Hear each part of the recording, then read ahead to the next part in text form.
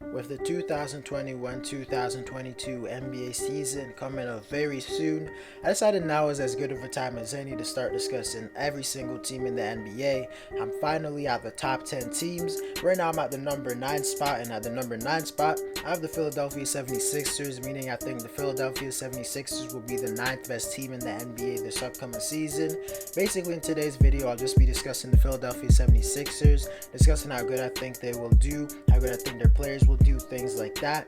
Before we get into the video, I ask you to drop a like on this video as it does help my channel grow. Subscribe to my channel if you want daily NBA content. Also, if you want to help me reach my goal of 1,500 subscribers. Also, drop a comment on this video as I do respond to all of my comments. Play that intro. Hallelujah, hallelujah, hallelujah, hallelujah, hallelujah. But quickly before we get into the video, I gotta show you this really quickly. This is the new Diversion water bottle. It's basically a water bottle where you can put stuff like your keys, wallet, and other kind of small items like in your water bottle that will make you lose it way less. And it will also just help you to not have your pockets full and things like that. Click the link in my bio if you're interested, and into the video. When it comes to the offensive side of the floor, I don't think the Sixers will be as good as most people think. Because even though last season they had their best regular season of the decade, they were still only a slightly above average offense in the league. Yes, I'm aware they dealt with injuries and stuff, but it's pretty likely that they deal with injuries again this year. And for that reason, I think they'll rank somewhere around the 10 to 15 range on offense. They're not necessarily going to be a bad offense, but they're not going to be one of the elite ones in the NBA. There's a pretty solid to good offense. They're going to be led by Joel Embiid, who probably would have won MVP last season if he hadn't got injured. In my opinion, he's the second best center in the Basketball Association. I don't necessarily think he's going to play worse than he did last season, because even in the playoffs with an injury, he was still averaging like 30 points versus the Hawks and nearly carrying the Sixers to win that series. I think that just shows signs of how truly great he is. He's a top 10 player in the NBA. He's probably going to have a similar season to what he just had last season. He might even do better because it seems like Ben Simmons is not going to be playing for them, and Simmons was like their third option on offense, so that means probably more shots and more pressure is going to be put on Joel Embiid. Nonetheless, I think we all know how good Joel is. Next, I quickly want to talk about the Ben Simmons situation, and I'm actually on the side of people who think that Ben Simmons needs a change of scenery. They needs to get out of Philadelphia, and Philadelphia just needs to get rid of him. But it's looking like the Sixers are really struggling to find a place to sell him to, and to be honest, I think Ben Simmons is going to be on the Sixers for like a decent amount of time. Obviously, he's not going to play games because like he's liked comments like where it said that he's going to lose a bunch of money, so he's ready to like lose money and stuff. I don't think he'll ever play a game for the Sixers, but if they don't trade him for any like type of value, I definitely think this team is going to be worse on the offensive side of the floor without him, because he's still a guy who could give you like 16 to 18 points at least in the regular season. And next, I want to talk about Tobias Harris, who is basically this team's second option already. I think he's just going to continue to play the same way he did last season, which was at an elite level, being a good scorer. I don't think he's going to get worse or significantly better, but I do think it's more likely he gets better because he's going to be asked to do a little bit more with Simmons not playing. I think Tobias is just a very, very solid player, all-star level guy. I think he's going to continue to do what he's been doing the last few seasons. Maybe even make the all-star team, because I actually thought he should have made the all-star team this season instead of Ben Simmons. But you know what? I think he has a good chance this year if the Sixers can maybe get a top 3 seed in the conference. I also want to talk a bit about Tyrese Maxey, who is a guy who I think will actually break out this season, show how good of a player he can be. In his rookie season, he showed a lot of flashes to be a really good player in the NBA, but he just was not that consistent because of his playing time. Like one night he would get 30 minutes, the next night he would get like 10 minutes. To be honest, I can even see him being in contention for the 6th Man of the Year award, and I think he's going to average somewhere around 12 to 14 points off the bench, just being a kind of spark plug guy off the bench. To be honest, he actually might start. I think it's between him and Shake Milton for the starting point guard position. I think we'll see. I think Shake's a little bit of a better playmaker. I guess we'll see. But nonetheless, I'm expecting a pretty good season out of Maxey. To quickly discuss some of their other players, I want to talk about Seth Curry, who's underratedly a top 10 shooter in the NBA. He's an elite floor spacer. He just draws a lot of attention from the defense without even being a star player.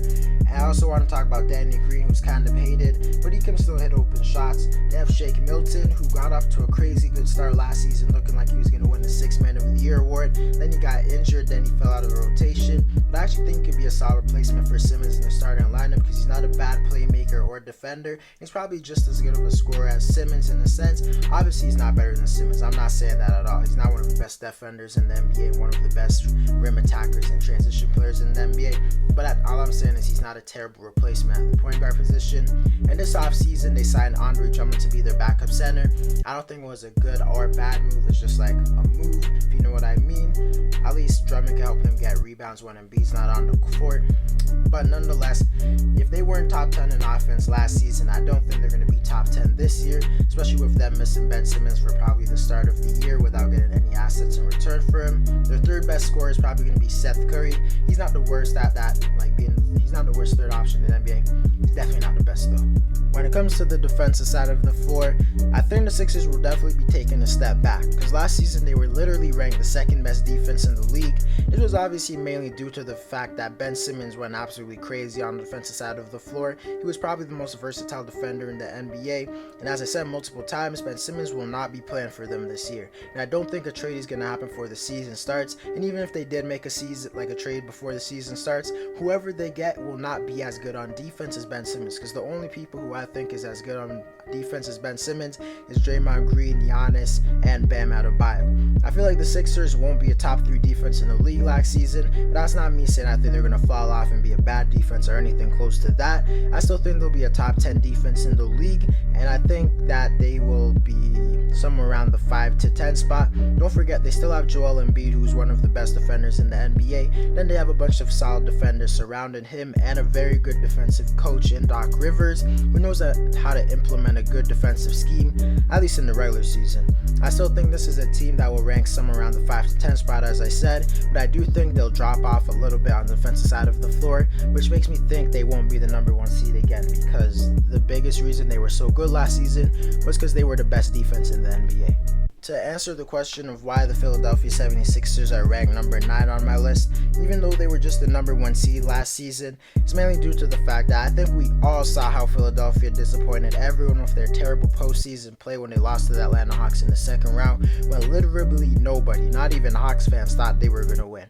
For that reason, they're definitely not in my top 5 teams in the league.